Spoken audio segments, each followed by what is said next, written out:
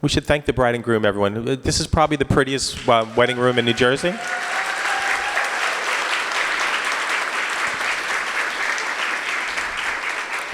Thanks for this. It's very romantic. You did good. You did good. You have lots of choices, and you made all the right ones. So here you are, 2015, 2016, right? Somewhere in there. The groom, and this doesn't happen very often, got himself out of the friend zone and into the more than friend zone. Well done, Cam. Well done. Well done. And here you are. I loved our meeting. I love meeting a couple who are certain that they have found their one. Someone you can trust with your happiness. But also someone that you're so delighted by, you want to be responsible for a big chunk of their happiness. You want that responsibility. To take that on and say, no, I got you. So we can build something beautiful together. We can't always be ourselves in our life, especially, your jobs are difficult, but in our marriage, we can be our complete selves. I think that's one of the things that came across from the two of you. You can be irreverent, you can be silly, you can be goofy, you can be honest, to treat your marriage like it's the most important thing in your life, that it's something sacred, something better than you as an individual. That's a beautiful way, to start a life. And from a Mets game, did you ever think, sitting at the Mets game, that you would have built this, and then supported each other through your careers? It's wonderful. So congratulations. So I marry hundreds of couples, and they're going to spend the rest of their lives together, and they always stand 30 feet away from each other like you two are. So if you want to hold hands, you'll feel better. That's awesome. So everyone, Jonathan and James are our two principals, and then Allie and David, those are our professionals, okay? They're going to be taking a lot of the photos.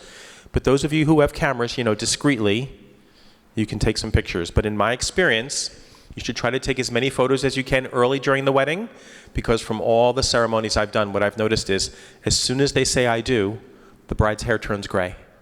Yeah, so this is it. Listen to this. Describes the two of you well. I love you not only for what you are, but for what I am when I'm with you. I love you not only for what you've made of yourself, but for what you're making of me. I love you for the part of me that you bring out, for putting your hand into my heaped up heart and passing over all the foolish, weak things that you can't help dimly seeing there, and for drawing out into the light all the beautiful belongings that no one else had ever looked quite far enough to find. I love you because you've done more than any creed could have done to make me good, and more than any fate could have done to make me happy. It's a beautiful poem, because it talks about being able to be yourself, in your relationship, and letting love change you. Meeting someone that impresses you so much that you want to be your absolute best for them. You want to lift yourself up and do great things. It's wonderful. This is one of the ancient rights in humanity that we still hang on to.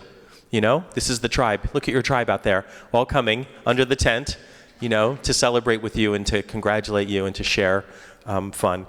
Not everyone we love can be at our wedding, so it's always a good thing to start off by having a blessing for the couple, but also to be grateful for all the people in our lives who touched us.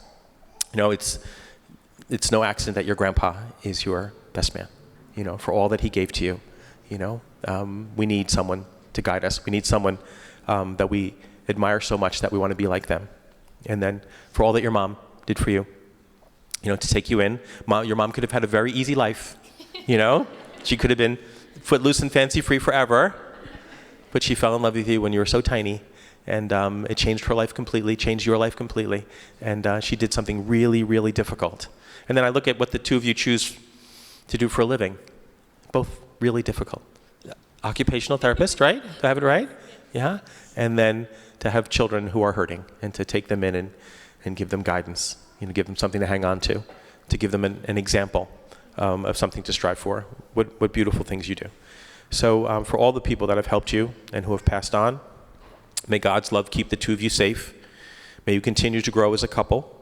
May you have strength against adversity and give strength to others by your love. May you continue to build this family and this life of goodness and patience.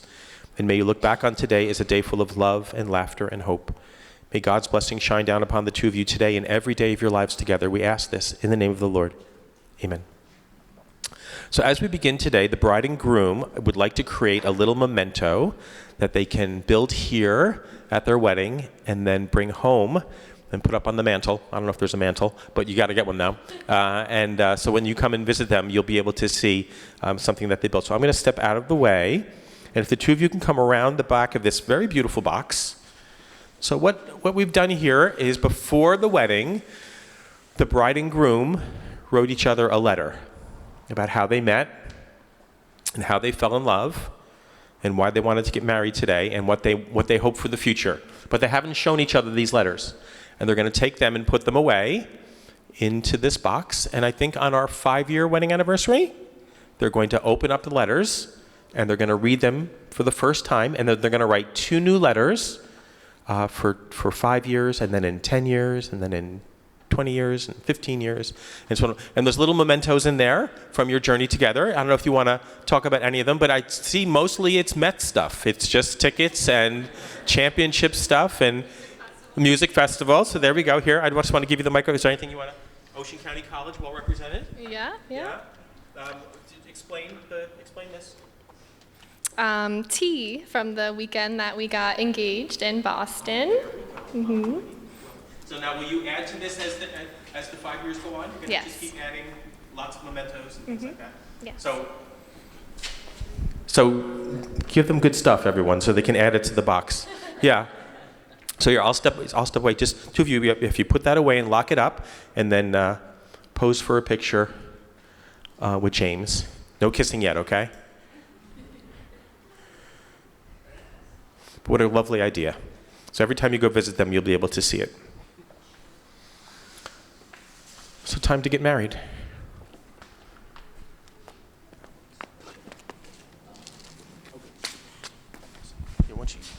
Lovely. Well done, sir. If I was a real pro, I would have asked about these a long time ago. So, before you get married, New Jersey asks me to give you some wedding advice, so I'll try. You don't need much. You're doing fine. The two of you have a lovely tranquility. You have a lovely peacefulness that some couples can't find. It's beautiful, to be so certain and so confident in that you're building a life with somebody beautiful. But I think when we met, I told you that I have 3 daughters, and I officiated all their weddings.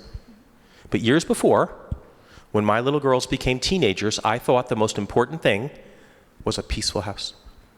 I wanted to end my childhood relationship with them and start my adult relationship with them.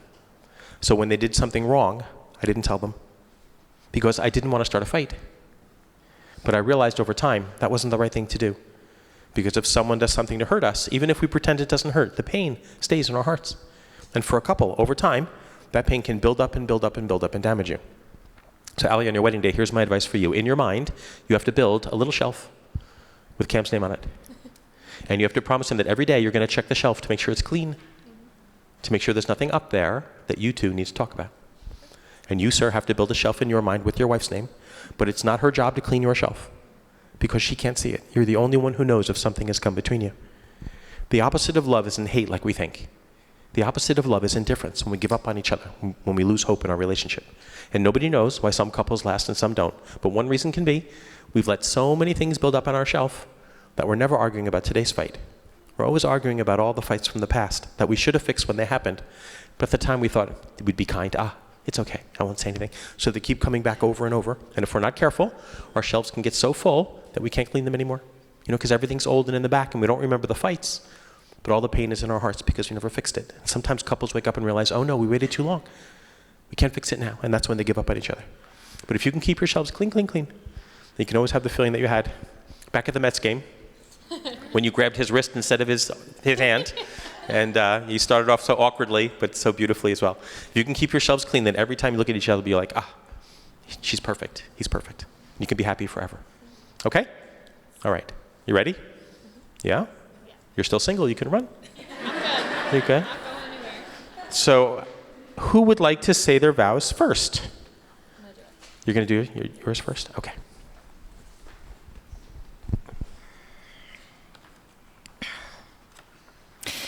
In elementary school, I completed a project and was asked to define what life is. And thankfully, my mom has kept everything I've ever made, so here it goes.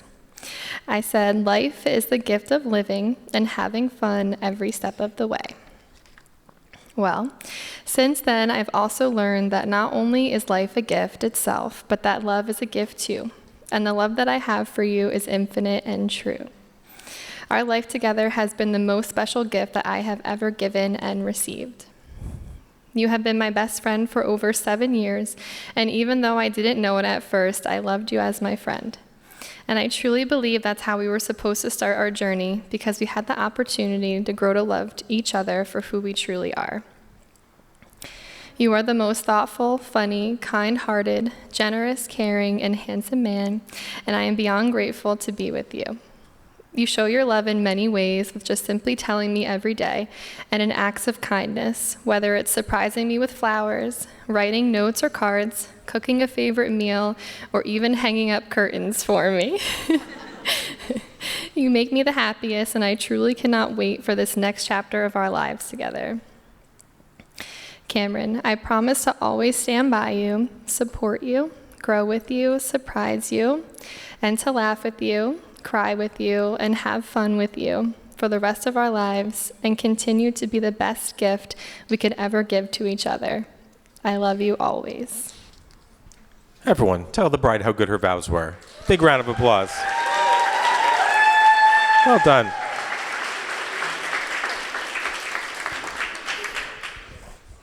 Well, good luck to you. I'm already nervous. Now I gotta compete with that. Don't mind my shaking. Okay. To my beautiful wife.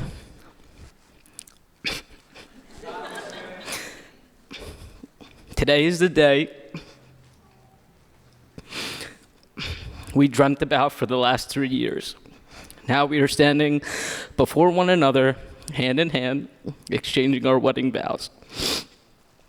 Who would have thought a crush I had on someone that barely knew my existence would flourish into something so special? For the last 7 years, we've experienced some of my favorite memories, from sharing a stage at OCC, graduating Stockton together, watching and supporting each other's goals, moving into our first place, and finally becoming one. Like I said when I proposed back in 2020,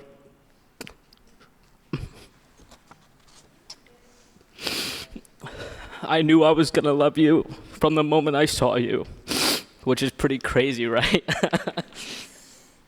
But the universe knew I needed you, and here we are, inseparable ever since. My life would not be complete if I did not have you. I cannot wait to see where this next chapter brings us as Mr. and Mrs. Scarano. I do know a few things, though. You will continue being a supportive partner, even with all my crazy ideas or inventions to own things like movie theaters, car washes, laundromats. But let me stop before I give all my plans away.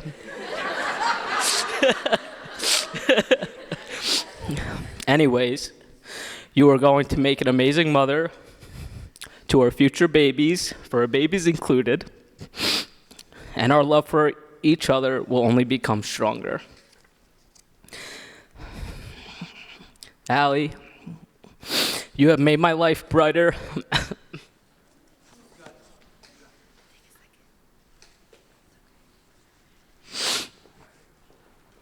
All right, I'm going to repeat that. Yeah, because that word doesn't exist in the English language. All right, I'm going to get to this.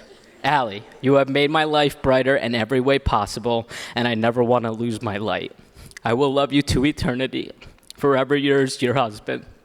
Thank the groom, everyone, for what he just did for us. Holy cow.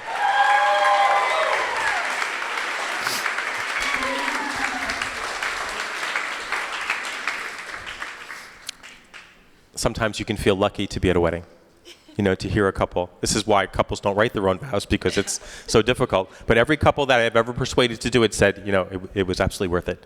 Thank you for that. It's beautiful. Just your kindness, the two of you, it comes through over and over and over again in everything that you do. Just the way you look at the world, the way you live your lives is beautiful, and it's a great example for us and for all the children who are here. So first we need the rings for the bride, and I believe John has those.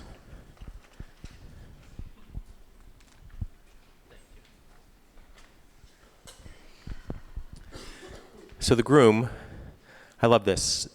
First of all, girls, at some point tonight, you got to take a look at these things because this is extraordinary.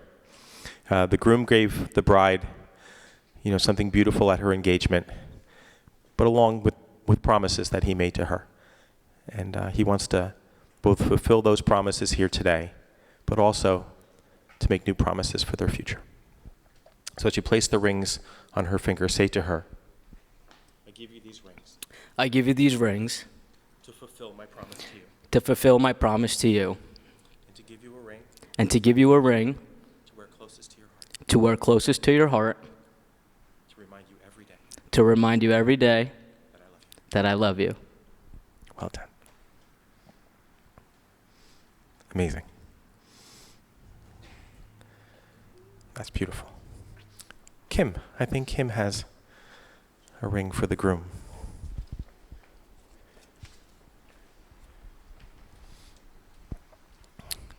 Here you go. With this ring, With this ring, I marry you I marry you with all that I have with all that I have and all that I am. and all that I am.